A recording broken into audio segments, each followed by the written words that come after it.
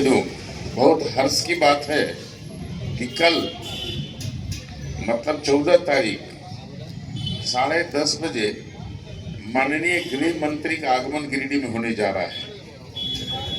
तो मैं आपको आमंत्रित भी कर रहा हूं कि आप आम बगान सीहोडी का मैदान है, आम बगान में सब लोग इकट्ठे होकर वहां पहुंचने का काम करें और भारतीय जनता पार्टी को मजबूती देने का काम करें। आग्रह है सबसे पहले। दूसरी बात, 2019 में मेरी हार हो गई थी कतिपय कारणों से।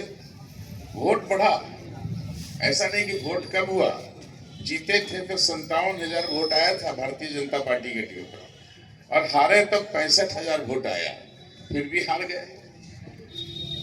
तो इस को कहां गोलबंदी हुई और क्यों हम हार गए, इस बात को मंथन करना पड़ेगा। जनता देखा होगा आपके हाथ में मेरा पर्चा है, उसमें लगभग 100 करोड़ की योजनाएं छूट गई हैं, लेकिन आपके आशीर्वाद से, आपके ताकत से, जो 2 साल मैंने 2 बार हमको अपने अवसर दिया है आपका प्रतिनिधित्व करने का, तो मैंने इतने सारे काम किए हैं। टाँक जैसे सुदूरवर्ती इलाके से लेकर के गिरिडीह और गिरिडीह मुफस्सिल क्षेत्र में मैंने कार्य किया है, विकास के काम। आपका भाई, आपका सेवक पैसे कमाने के लिए राजनीति नहीं करता, विधायक नहीं बनता, बल्कि जो सैलरी मिलती है हमको, वो भी जनता को मैं समर्पित करता हूँ। उनके दुख दर्द में मैं हमेशा साथ आता हूँ, और ये सिलसिला मेरा हारने के बाद भी जारी रहा कि मैं वहाँ पर बैठता था और जनता के दुख दर्द को, चाहे वो बीडीओ हो, सीओ हो, थाना हो, पुलिस हो, शादी हो, ब्याह हो, बर हो, बीमारी हो, मैं लगातार 5 वर्ष तक बैठ करके जनता की सेवा करने का काम किया है। और अभी अवसर आया है कि आप फैसला लें कि कौन कैसा है, कौन ईमानदारी से आपकी सेवा करने के लिए तत्पर है, और कौन जेब भरने के लिए, कौन लूटने के लिए शक्तियां हैं। आपने सुना होगा कि किस तरह से हेमंत सोरेन जी जेल गए। क्यों जेल गए? भ्रष्टाचार किया इसलिए जेल गए।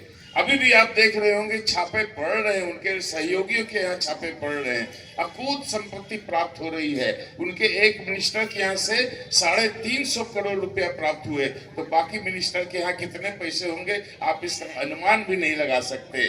तो मैं आपको ये सावधान करना चाहता हूं कि लुटेरी सरकार रहेगी तो आपके हकों को छीन करके अपना तिजोरी भरने का काम ये करेगी सरकार। इस सरकार को बदलना और मोदी जी को ताकत देना हम सबों की जिम्मेदारी बनती है, जिम्मेदारी बनती है। मोदी जी अगर ताकतवर होंगे तो देश सुरक्षित होगा, झारखंड सुरक्षित होगा, झारखंड में न्याय मिलेगा।